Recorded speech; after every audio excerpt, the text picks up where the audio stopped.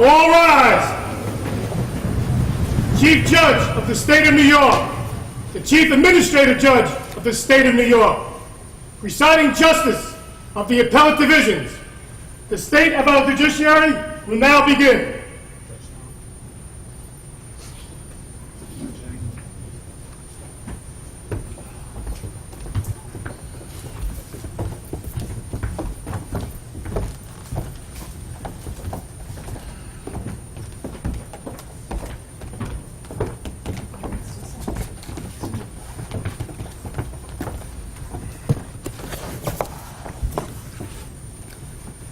Please be seated.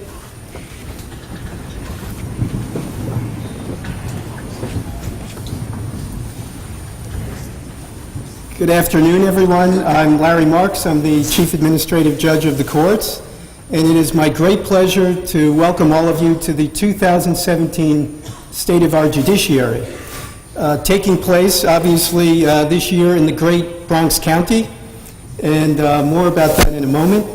But the first order of business, and I would ask everyone to please stand again, is the presentation of the colors by the New York State Court's ceremonial unit. Detail. What up? Mark time. Mark. Half step. Mark.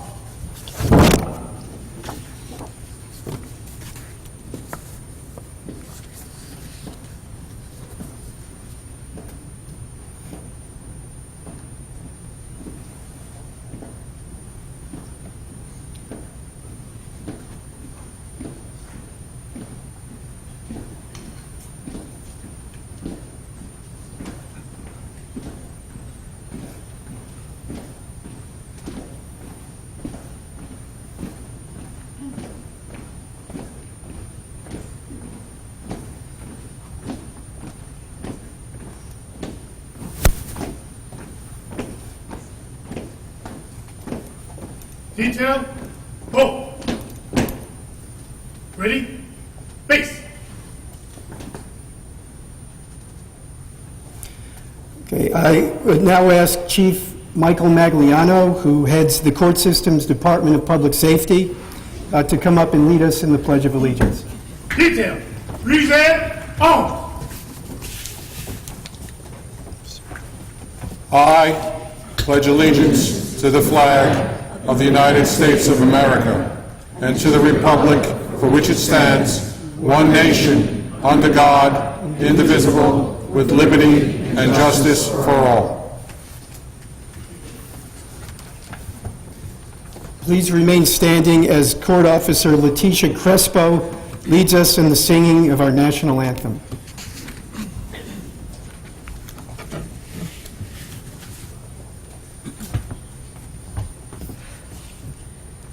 Oh, say, can you see by the dawn's early light what so proudly we hailed at the twilight's last gleaming, whose broad stripes and bright stars through the perilous fight, o'er the ramparts we watched, were so gallantly streaming, and the rocket's red glare, the bombs bursting in air, gave proof through the night that our flag was still there. Oh, say does that star-spangled banner yet wave o'er the land of the free and the home of the brave?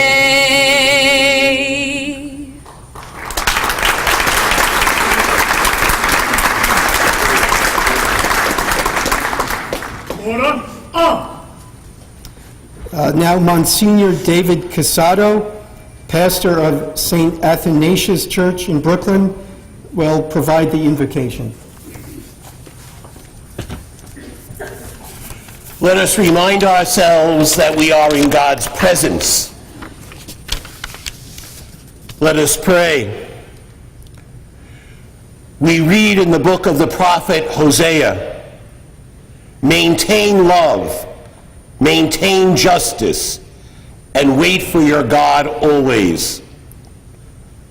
Oh God, today we come together in this great state of New York to share our state of the judiciary. Be with us, O God, as we gather here today. Fill us all with the gift of wisdom as we turn to you in our needs. O God, help us always to work for the good of our communities and enable justice for all your people. Continue to watch over, bless, and protect our Chief Judge, Janet DiFiore, and all the judges of this Empire State. Fill us today with your peace and love. Send us forth with your blessings as we continue to do your work. We ask this as always for your Lord, today and forever. Amen.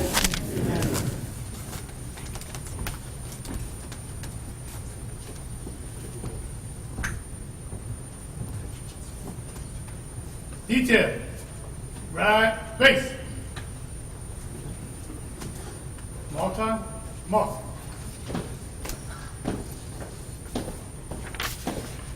Half step. March.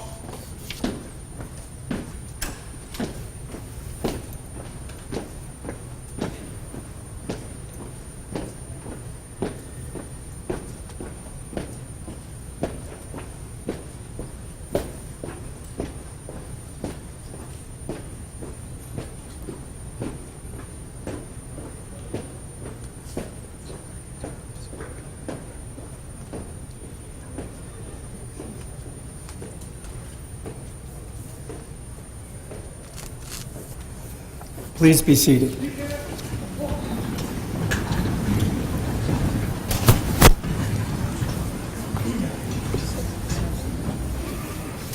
So at this time, I'd like to introduce some of the very distinguished people who are with us here today. Starting with up here on the bench, we have the presiding justices of our 4 appellate division departments. On my far left is Presiding Justice Peter Tom of the 1st Department. And next to him is Presiding Justice Randall Eng of the 2nd Department. And to the right is Presiding Justice Karen Peters of the 3rd Department. And to her right is Presiding Justice Gerald Whalen of the 4th Department.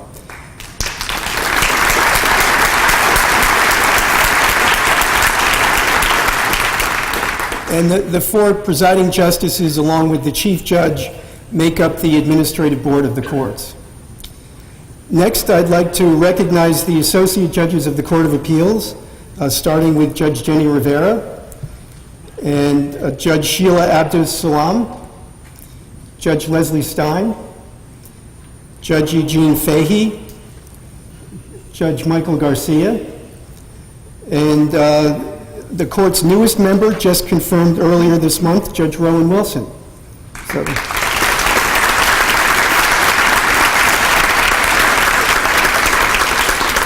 congratulations, Judge Wilson. We are also extremely fortunate to have with us today our former Chief Judge, Jonathan Littman.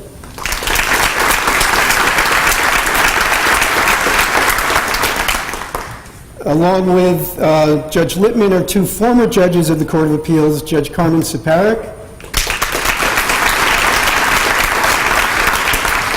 and Judge Eugene Piggott. We are also joined by 2 former chief administrative judges, Leo Malonis and Gail Prudenti, who will be here. Also, I want to mention former Appellate Division Presiding Justice Betty Ellerin.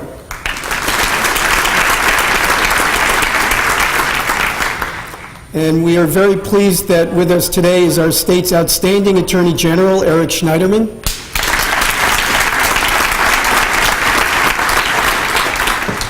Also here is our equally outstanding State Comptroller, Tom DiNapoli.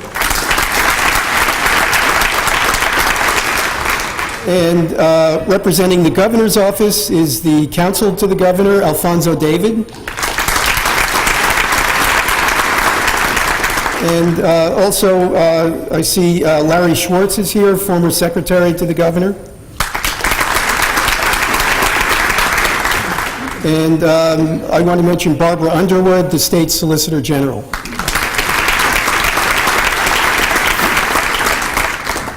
From the legislature, we're expecting Andrea Stewart-Cousins, the Senate Democratic Conference leader. There she is. And Senator Jeff Klein, the Independent Democratic Conference leader, who is also expected. On the Assembly side, Helene Weinstein, Chair of the Judiciary Committee in the Assembly.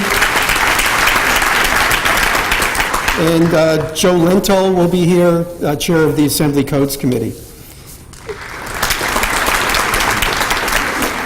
And we are also joined by a number of other state legislators as well as a number of local legislators. And we are, of course, also joined by the state court system's administrative and supervising judges, as well as a large number of current and former state appellate and trial judges. And many of our state's district attorneys are with us today from counties across the state.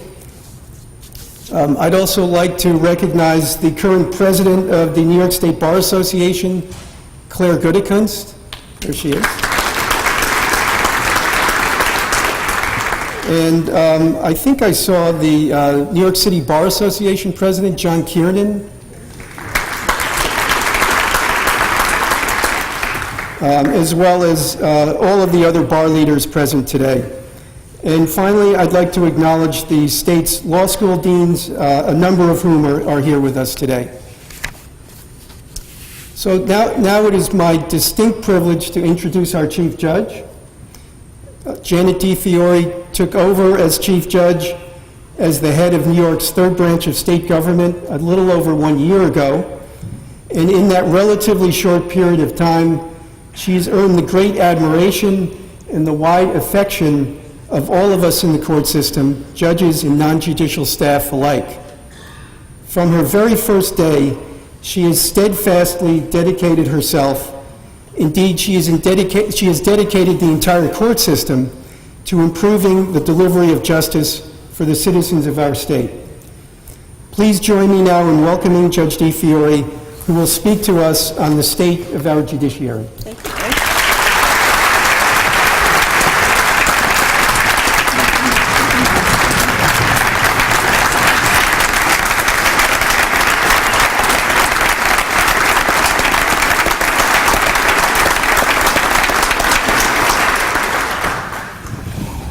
Good afternoon, everyone, and welcome to the Bronx Hall of Justice and the 2017 State of our Judiciary. Thank you all for being here. Today, I am pleased to report to you that our judiciary is sound, that our trial and appellate judges are working hard, that we are adopting better management systems, and that we have improved our performance and the provision of justice services to the people of the state of New York over this past year.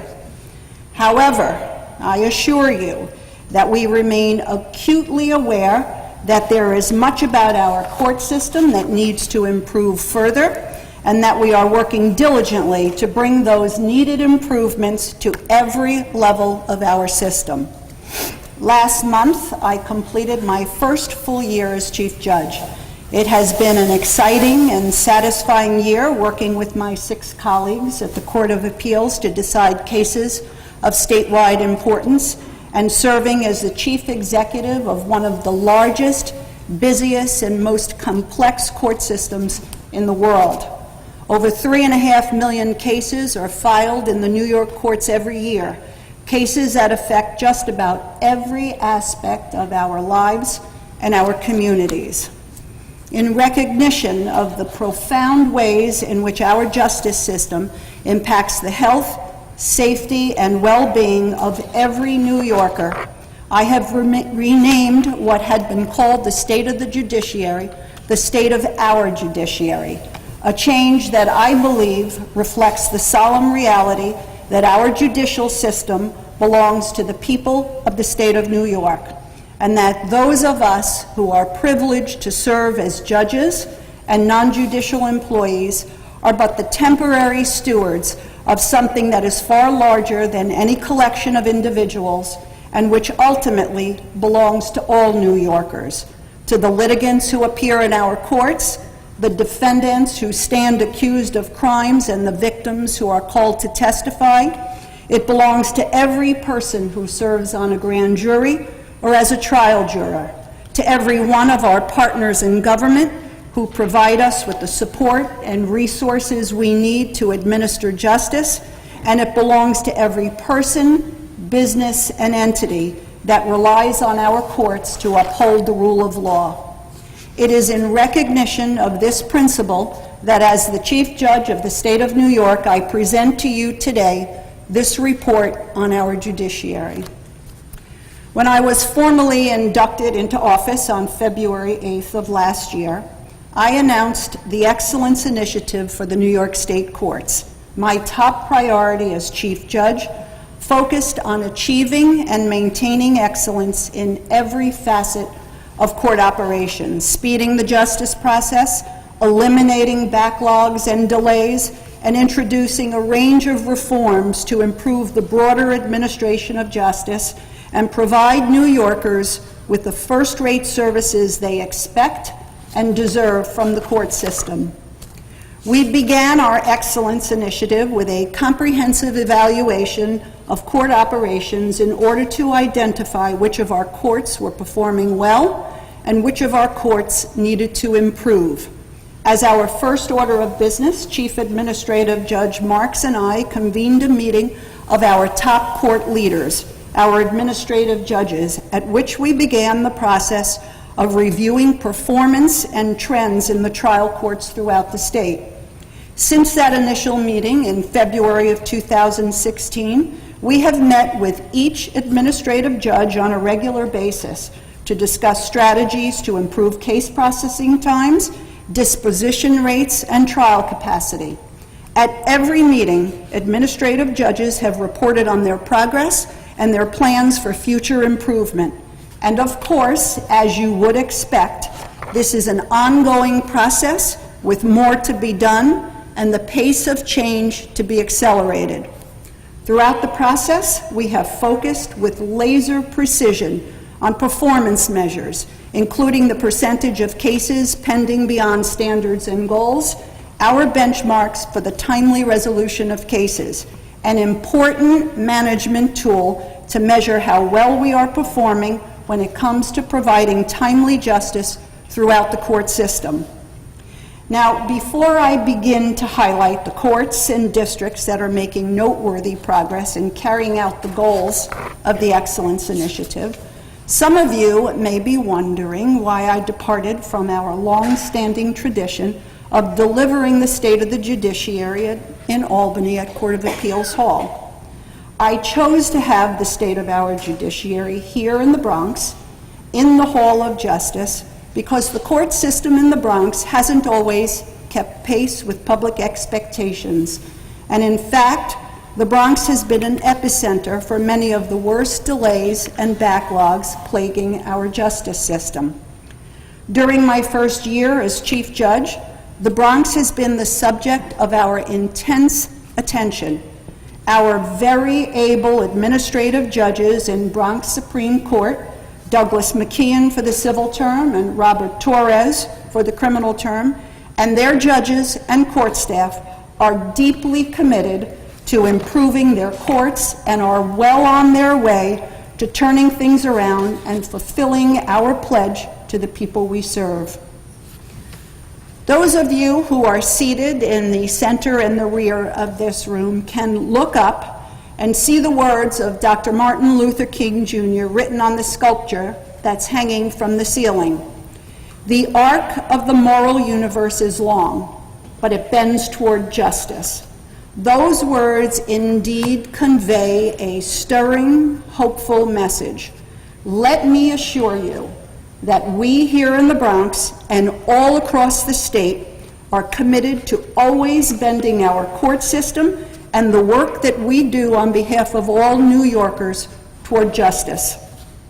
And here we are today, convened in one of the country's largest and busiest criminal courthouses.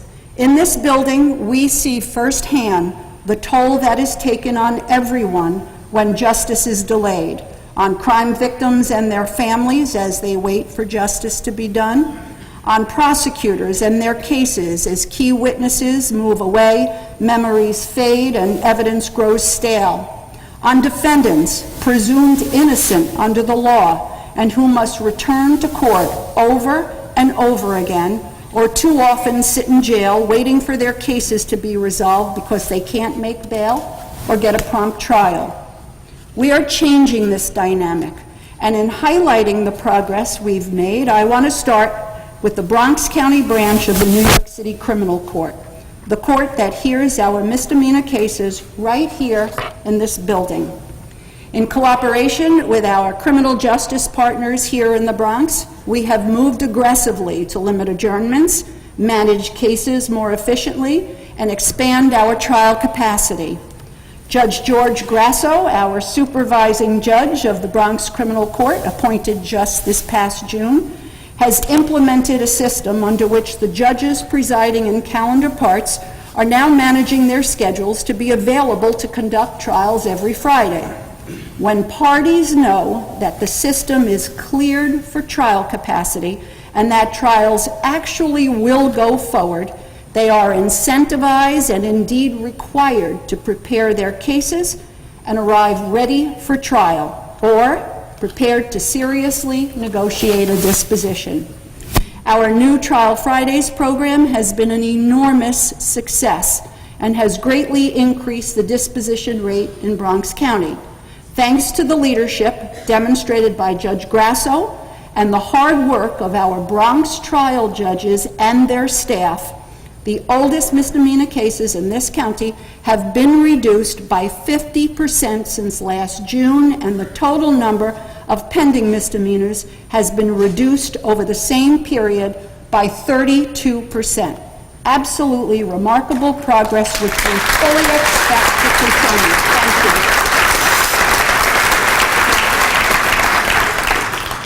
But make no mistake, we are not dancing in the end zone just yet. We have a long way to go to eliminate what is still an enormous backlog, but we're off to a great start, and the progress that has been achieved to date has been hard-earned and deserves to be recognized. So thank you to Judge Grasso and the trial judges and non-judicial staff in Bronx Criminal Court for leading the way. Thank you to District Attorney Darcel Clark and her staff, and to all of our justice partners here in the Bronx, including the Bronx Bar. We could not do this without you. Another hand for our partners. And I am pleased to report that we are exporting our successful Bronx approach to the rest of the New York City Criminal Court, and we are seeing improvements in other parts of the city as well. Most notably, a 58% decrease over the past year in the oldest misdemeanor cases in the Manhattan Criminal Court. Thank you, Supervising Judge Tamika Amaker and the trial judges and court staff in Manhattan for your excellent response and service. Thank you.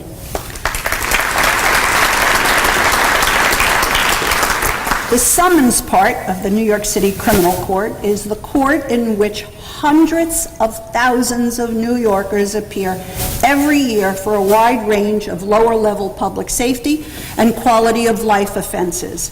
This past December, in close cooperation with the Mayor's Office of Criminal Justice, led by Director Elizabeth Glazer, and the Department of Citywide Administrative Services and Commissioner Lisette Camillo, the summons part was moved from its old Civic Center site in Lower Manhattan to a newly renovated, user-friendly location in the landmark municipal building near City Hall. The new space was designed to accomplish many efficiencies, including a central computerized clearinghouse for the 330,000 summonses that are issued and processed every year in this court. In cooperation with the city, we have modernized and upgraded the summons court to make it more convenient to the public. We now provide comprehensible information and use text messaging services to encourage timely appearances by defendants, because when a defendant fails to appear on one of these cases, it can and often does result in the issuance of an arrest warrant, causing major disruption to the defendants and their families, and of course, it also contributes to the overcrowding of our jails. Our new facility, coupled with our new technology and user-friendly procedures, is certain to produce better, more efficient outcomes in the hundreds of thousands of cases we process every year in our summons court. With regard to our more serious criminal matters, we have worked across the state to put in place processes to move felony cases through the criminal justice system more efficiently. Again, justice delayed harms everyone: victims, defendants, and their families. Turning first to the courts outside New York City, Suffolk County is leading the way statewide.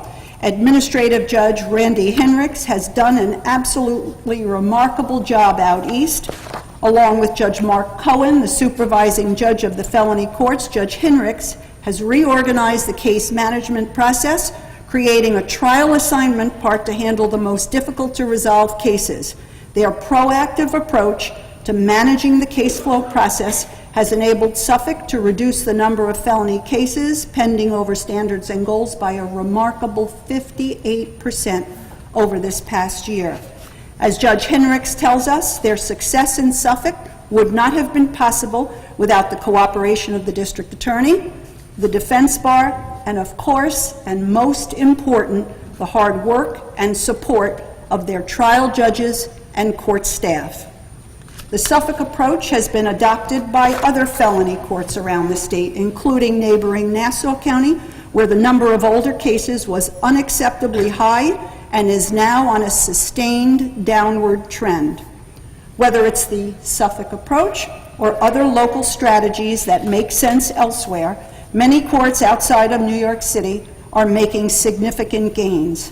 The 9th Judicial District, under the leadership of Administrative Judge Alan Shankman, assisted by Supervising Judge Barry Warrett, has made impressive reductions in their pending felony caseloads, with some counties within the 9th, like Westchester, approaching 0 cases pending over standards and goals. And back in New York City, while the number of older cases on our felony dockets, particularly in Bronx, Queens, and Richmond counties, is starting to go down, we certainly have a long way to go to achieve overall excellence and efficiency. However, we've taken a number of important steps toward that goal, and I am confident we will get there. In Brooklyn, we've overhauled how the courts process felony cases, and we are now working closely and collaboratively with the New York City Department of Correction to improve prisoners' transportation to produce defendants in a timely fashion, a problem that has consistently been an impediment to efficiency. In New York County, we are also restructuring the way felony cases are processed, and in the Bronx, where one court part had a backlog of over 750 felony drug cases, we started a special program last summer to attack these aging cases, and 6 months later, the inventory in that part is down by nearly 40%. An excellent, excellent start. Now, smart leaders know and understand that leveraging available resources and tools is key to achieving success. and a good deal of our early progress has come as the result of leveraging technology. Led by our amazing tech operation and Chip Mount, the Director of Court Research and Technology for us, we've created a powerful new case management tool called the Dashboard. The Dashboard enables judges and non-judicial staff to review every detail of every court's caseload. The Dashboard gives judges and administrators the ability to actively manage and control their dockets. As the maxim goes, if you can't measure it, you can't manage it. We are now measuring, and we are actively managing. In the 7th Judicial District, which includes the city of Rochester and 8 counties in western New York, Administrative Judge Craig Doran is measuring and managing. He is using the Dashboard to identify felony cases that are not moving through the system efficiently, and he is flagging those cases and promptly transferring them to a trial assignment part for calendar call. Technology-enhanced case management, combined with the adoption of new procedures, has led to increased dispositions and trials in the 7th, with felony cases pending over standards and goals declining by 63% since the start of 2016. Thank you, Judge Doran, and the 7th District trial judges and staff who have dedicated and committed themselves to excellence. Thank you very much.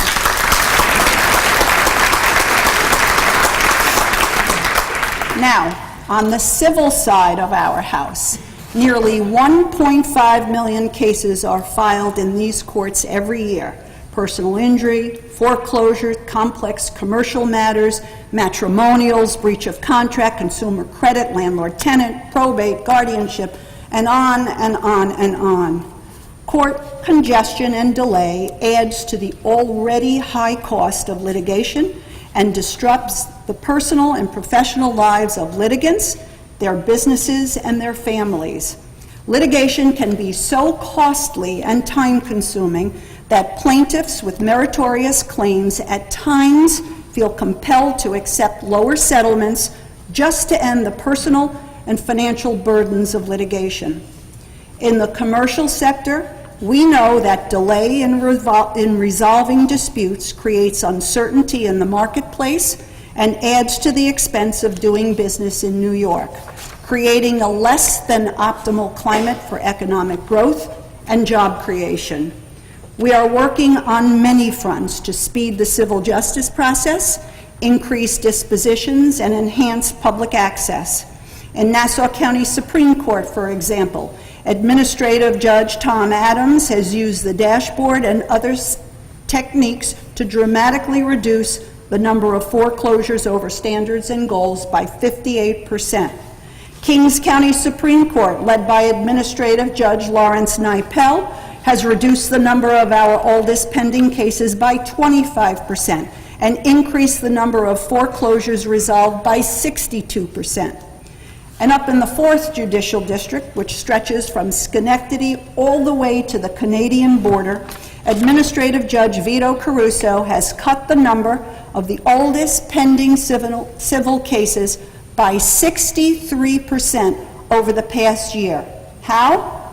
By focusing, by managing, and through plain old-fashioned hard work on the part of his judges and court staff. At the same time that we are more actively moving toward using technology to improve our performance, we are re-examining the way in which we use and assign our non-judicial resources as a unified, statewide court system, deploying those resources more creatively and flexibly to make certain that courts everywhere are staying current. In Suffolk County, which was hit hard by New York's residential mortgage foreclosure crisis, Judge Michael Kokoma, our Deputy Chief Administrative Judge for the courts outside New York City, designed a plan in which 80 volunteer court attorneys from upstate New York were recruited to work on the large backlog of summary judgment motions in foreclosure cases. These court attorneys organized, got to work, and drafted hundreds of decisions for review and ultimate disposition by our Suffolk County judges. Again, statewide use of statewide resources, a positive formula for our success. And borrowing from this experience in New York City, we now have at the ready a special team of court attorneys that can be mobilized on short notice for the express purpose of responding to backlogs in motions and other delays in Supreme Court civil term throughout the 5 boroughs. In a similar move last summer, prompted by our Excellence Initiative outreach efforts, a private attorney called to describe the negative impact on his client caused by the delayed entry of a judgment in New York County. In following up on the lawyer's complaint, there was indeed a backlog in the entry of judgments in the county clerk's office. We moved expeditiously to tackle the problem, working in partnership with County Clerk Milton Tingling and making citywide use of citywide resources. We deployed a 5-week plan to clear the backlog by deploying staff from neighboring county clerk offices and reassigning the existing staff. The backlog was cleared ahead of schedule, and the wait time between submission and entry of judgment was slashed from 3 months to less than 2 weeks for non-emergency cases, all redounding to the benefit of the litigants and lawyers who rightly expect to have their matters promptly and efficiently resolved. We are determined to achieve excellence as a statewide court system. Geographical boundaries and artificial practices that no longer make sense will not get in the way of decisions regarding the assignment of personnel and resources that are in the best interest of our court system as a whole. Putting our resources to their highest and best use is a top priority of this administration. We will also continue to take advantage of the lessons to be learned from our most successful courts. The Commercial Division of the Supreme Court, our internationally respected forum for the resolution of business disputes, has become a laboratory for reforms to streamline litigation, improve efficiency, and reduce litigation costs. We are evaluating the impact of recent reforms implemented by the Administrative Board of the Courts at the suggestion of the Commercial Division Advisory Council, chaired so ably by Robert Haig of Kelly, Dry, and Warren, to determine which of these reforms can be exported to our non-commercial parts to improve the quality and efficiency of litigation throughout the civil justice system. I want to thank Bob for his continued service, interest, and leadership. Thank you, Bob.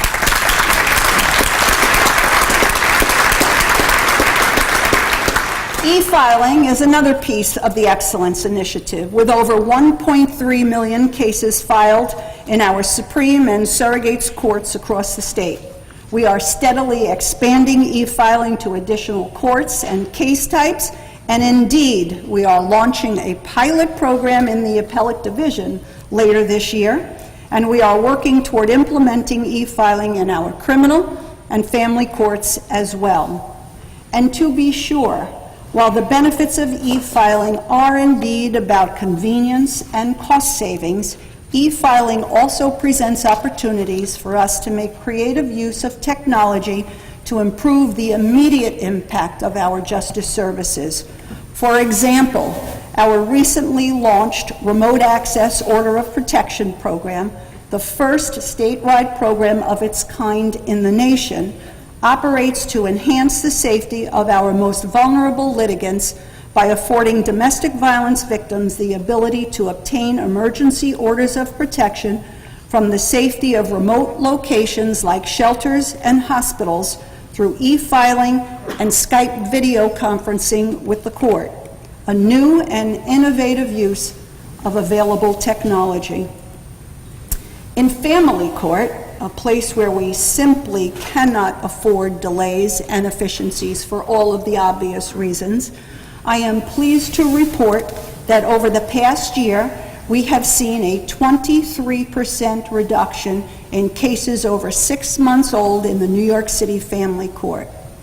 Under the leadership of Administrative Judge Jeanette Ruiz, the timely disposition of cases in New York City has been prioritized and best practices have been implemented. And we are fast-tracking cases involving removal of children from unsafe environments, conducting more continuous trials and hearings, and ensuring that time-certain scheduling is used for all case types in order to reduce waiting and inconvenience. These case management and calendar techniques are designed to minimize adjournments and delays and to ensure that every scheduled court appearance is meaningful. Kudos to Judge Ruiz and the hardworking judge and non-judicial staff in this very important court. Where are you, Judge?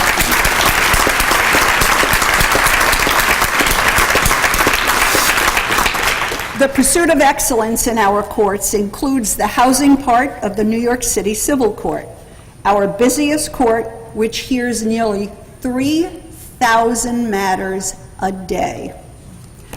With massive dockets, limited resources, and tenants who are overwhelmingly unrepresented by counsel, the litigation experience in this court is often characterized by long waits, non-meaningful appearances, and a great deal of frustration and confusion. Because the residents of New York City deserve better, I am appointing a special commission on the future of the New York City Housing Court, co-chaired by Peter Tom, acting presiding justice of the Appellate Division First Department, and Supreme Court Justice Joan Lobis, both of whom were housing court judges themselves, to create by year's end a blueprint for the housing court's future, one that balances efficiency with a commitment to just results that are achieved in an orderly, comprehensible fashion. The importance of having such a blueprint for the court's future is only underscored by New York City's historic announcement just a few days ago of its plan to ensure that all low-income tenants facing eviction have access to legal services by the year 2022. This new development, coupled with the support we already receive through our state funding, is sure to advance the quality of justice in this important court.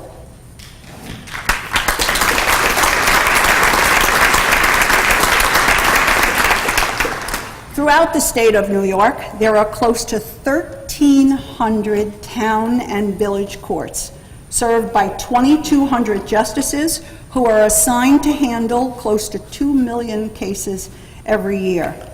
These are the courts where residents outside of the cities are most likely to find themselves should they have an interaction with the justice system. The town and village courts handle everything from a traffic infraction and a small claims case to a landlord-tenant matter. And on the criminal side, misdemeanor cases and felony arraignments. These courts are locally funded and they are operated by the local municipalities. However, they are a part of the unified state court system, and we are committed to providing the crucial support and supervision necessary to run an excellent local court system. We have demonstrated our commitment to the local courts by providing training through the planned purchase of an automated case management system to improve operations and information sharing, and through funding for security, automation, and equipment upgrades. Our local justice system will be more efficient and litigant-friendly as we move forward. Now, access to justice has always been and continues to be a top priority for us.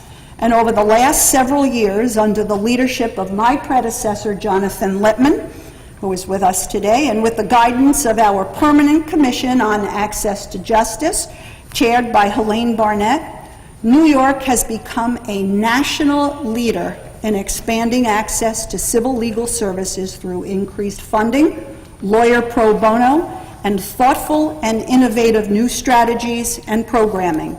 We have estimated that the $100 million that is now provided for in our judiciary budget to support civil legal services yields a return to the state of almost $1 billion annually. $10 for every dollar we invest. With the implementation of the Excellence Initiative, we have strengthened our commitment to the provision of civil legal services to the poor. We know that the value of our investment is greatly diminished if we cannot and we do not move cases through our courts with appropriate speed and efficiency. Our efforts to promote timely justice through the Excellence Initiative will enable us to get the most value for every taxpayer dollar that New York State invests in these services, and for every hour of pro bono that the bar so generously donates to make our justice system more accessible. I again want to thank Governor Cuomo and the state legislature for recognizing the essential need for civil legal services funding and the sound investment it represents, and the bar, of course, for honoring its professional obligation to serve. Ultimately, I know, thank you to the governor and to the legislature. Ultimately, I know that you recognize that the focus of the Excellence Initiative is broader than issues of court operations and case management. It's about providing a sound foundation for excellence in judicial decision-making and the provision of justice services. It's about supporting the ability of our judges to deliver high-quality justice. That means for all of us, constantly re-examining how business is being done in our courts and how well we are interacting with and serving every one of our different and many constituencies. For me, it means the sustained pursuit of excellence, working every day to find better ways to serve the justice needs of our communities.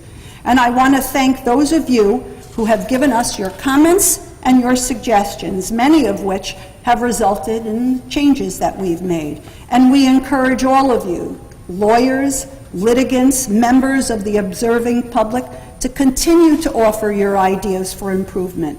We review every comment you take the time and effort to offer, and we appreciate you sharing your views with us, so thank you all for that. Earlier this month, as part of his State of the State address, Governor Cuomo announced a 6-point criminal justice reform plan. As head of the judicial branch of government, I could not be more encouraged or pleased with the governor's announcement. We support the plan, and we look forward to working with him, with Majority Leader Flanagan, Speaker Hasty, and the entire legislature to move forward on smart, common-sense reforms that will make our criminal justice system fairer, more efficient, and more effective. That means reforming our broken bail system, enacting legislation to eliminate wrongful convictions by strengthening identification procedures and implementing electronic recording of custodial interrogations, raising the age of criminal responsibility, exploring speedy trial reforms, and continuing our ongoing efforts to strengthen and expand indigent criminal defense. We look forward to a productive, collaborative effort in these areas of mutual concern and commitment. Now, for the appellate practitioners among us, you know well that New York does not have a uniform set of rules for appellate practice. Practitioners must look to 3 different articles of the CPLR and to a different set of court rules and procedures for each of the 4 departments of the appellate division. This is confusing and unnecessary, and it needs to be fixed. Our presiding justices of the appellate division have formed a working group of clerks and staffs to develop a uniform set of rules that we will release for public comment by this fall. Harmonizing appellate practice is an important step in our pursuit of excellence. It will save attorneys time, save clients money, and undoubtedly it will lead to fewer errors and rejections of non-complying papers. And for our practicing trial lawyers and judges, New York is one of the very few states that does not have a statutory code of evidence. Our law of evidence is scattered throughout thousands of judicial decisions, statutory provisions, and court rules. For judges and lawyers, this is both frustrating and inefficient. This past July, I established an advisory committee on evidence to create a single, definitive compilation of New York's law of evidence, creating an accessible, easy-to-use guide for judges and lawyers will save research time, promote uniformity in applying the law, avoid erroneous rulings, and improve the quality of legal proceedings. Co-chairing this group of highly respected sitting and retired judges are former Court of Appeals Judge Susan Reed and Nassau County Supreme Court Justice William Danino, with Albany Law Professor Michael Hutter serving as counsel. The committee will publish the compilation in discrete sections, and the first publication is anticipated by the end of this year. I think you will all agree that legal practitioners and judges will benefit greatly from having a definitive treatise on New York's rules of evidence. Thank you, Judges Reed and Danino, and the members of the committee for taking on this project. Looking forward, on Election Day this year, New Yorkers will have a historic opportunity to vote on whether or not to have a convention to potentially amend our state constitution in 2019. In the event of a yes vote, we must be prepared to participate as it affects the courts. Toward that end, I have assembled a task force of leading judges, attorneys, and constitutional scholars to review Article 6 of the state constitution, which, as you know, establishes the structure, organization, and jurisdiction of the judiciary. The task force will ensure that the judiciary is fully prepared to participate actively in any and all discussions that could lead to making our courts more efficient, accessible, and responsive to the public's needs and expectations. The task force is being led by Justice Alan Shankman, Administrative Judge of the 9th Judicial District, and Attorney Dennis Glazer, a former Davis Polk lawyer and someone I happen to know quite well. We will await the vote, and we will be prepared. In 2009, then Chief Judge Lippman created the first of its kind Justice Task Force to focus on identifying and eliminating the principal causes of wrongful convictions through systemic criminal justice reform. Now co-chaired by former Court of Appeals Judge Carmen Siparek and Judge Mark Dwyer, and comprised of experienced judges, reform advocates, lawmakers, and representatives of our state's criminal justice system, and supported by the outstanding and most generous pro bono efforts of Davis Polk and Wardwell, the task force's recommendations have generated important reforms in New York State, including expansion of the DNA data bank and greater access to post-conviction DNA testing by criminal defendants, as well as best practices around electronic recording of custodial interrogations and procedural safeguards for lineups and photo identifications. I am so pleased that these and other potential reforms are presently receiving the close attention of the legislative and executive branches, along with early and expanded discovery, improved forensic practices, and the recent groundbreaking recommendation of the Justice Task Force that New York State trial judges issue standing Brady orders at the outset of a criminal action, addressing the prosecutor's duty to disclose favorable defense information pursuant to his or her constitutional and ethical obligations.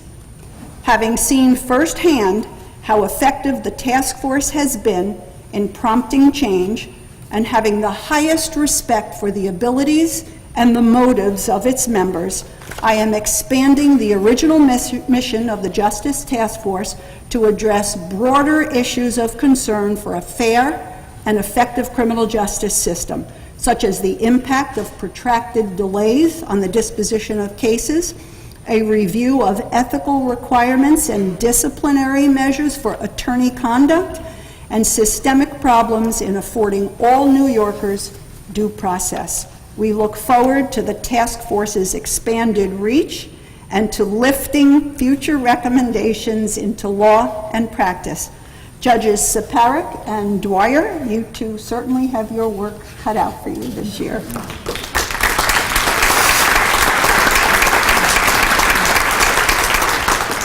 So over this past year, we have indeed undertaken as our top priority the strengthening of our organizational culture and the drive for excellence at every level of our system. And we are supporting that undertaking We are supporting it with our commitment to our judges and non-judicial staff to provide them with the support, the training, and the tools they need to perform and succeed in this environment. Since last July, we've held a series of leadership training sessions conducted by recognized judicial leadership experts from the National Center for State Courts, led by Mary McQueen, who is here with us today. Thank you, Mary, for being here, and the Harvard Executive Program for State Court Leaders. Our administrative and supervising judges, and very soon our top non-judicial managers from around the state, will have attended these training sessions. We want every leader to be given the opportunity to take their leadership skills to the next level and to be best positioned to inspire their colleagues and staff to honor the mission and satisfy the goals of our Excellence Initiative.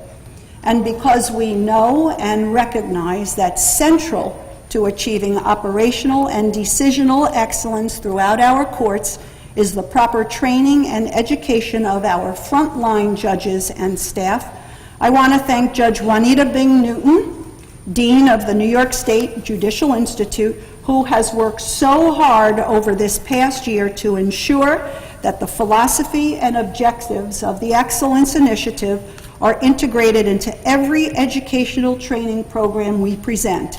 And to this end, we are reintroducing the summer judicial seminars this year in order to give our frontline judges the kind of in-depth, skills-based training they need to help them manage their daily caseloads and address their operational challenges. Thank you, Dean, Judge Bing.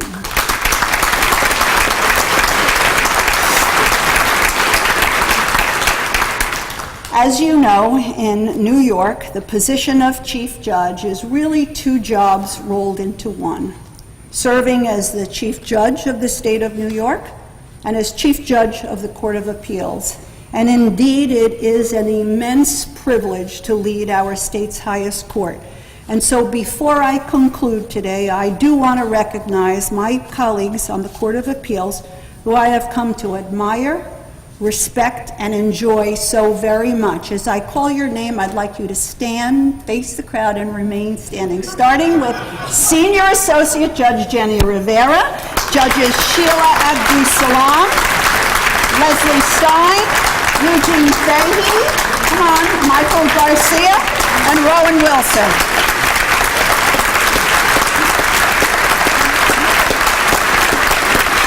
I am honored to work with each one of you. Thank you for your magnificent service to the people of the state of New York. Our Chief Administrative Judge, Larry Marks, my valued partner in all of our court administration initiatives, I could not ask for a better, smarter, or more thoughtful partner. Thank you, Judge Marks. And thanks to his excellent deputies, Judges Fern Fisher and Michael Kokoma, the presiding justices of the Appellate Division, Peter Tom, Randall Lang, Karen Peters, and Gerald Whalen. Our many, many superb administrative and supervising judges throughout the state, all of whom have doubled down over this past year and led the progress we have achieved in their respective jurisdictions. Thank you all. Unfortunately, time doesn't permit me to give all of them a special mention today, but I urge you to look through the report we've issued today. You can find it online to see the kind of broad progress that the courts have made across the state under their leadership. No chief judge could have a better leadership team or one more dedicated to achieving excellence in the delivery of justice. From the bottom of my heart, thank you all for your energy, your effort, and your focus this year. Thank you very much.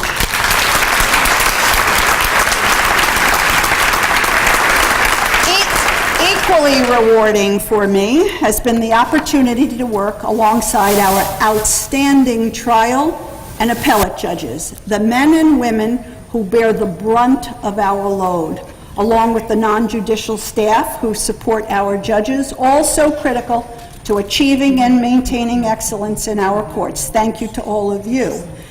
And last, but certainly not least, Of course, our uniformed court officers, the public face of our court system, the men and women who risk their lives every day to protect us and provide safety and security to our judges and staff, and the many, literally thousands of people who come through our 350 courthouse doors throughout the state every day.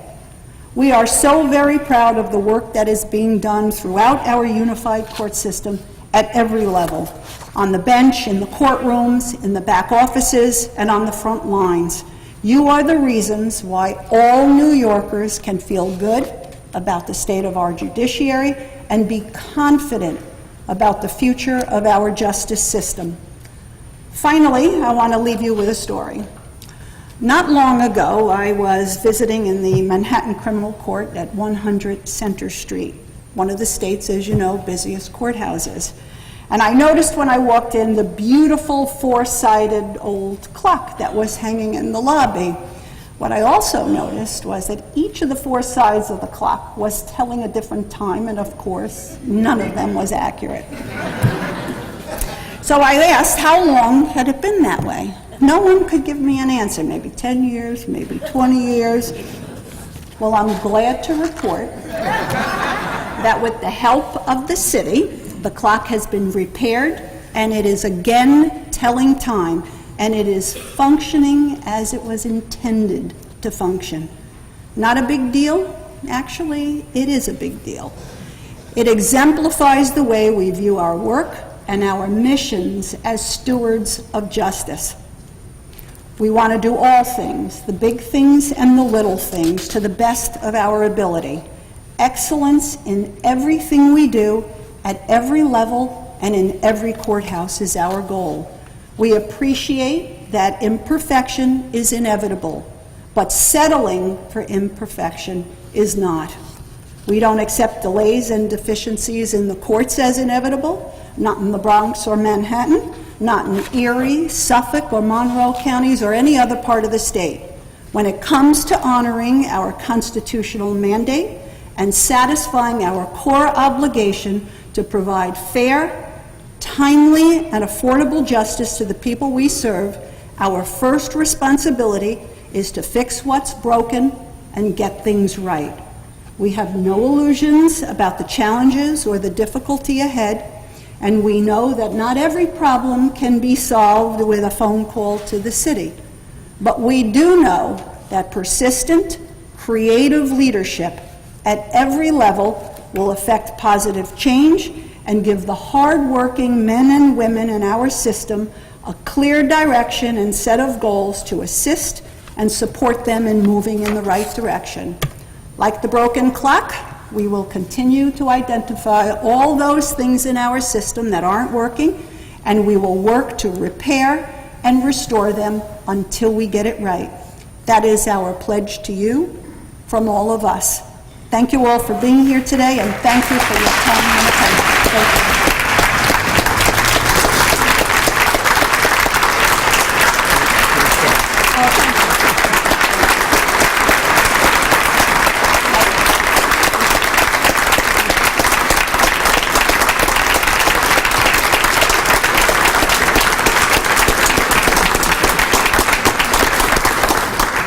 Thank you, Chief Judge. That concludes our program today. I would just encourage everyone on your way out, you could get a written copy of the Chief Judge's address, also our report on the first year of the Excellence Initiative.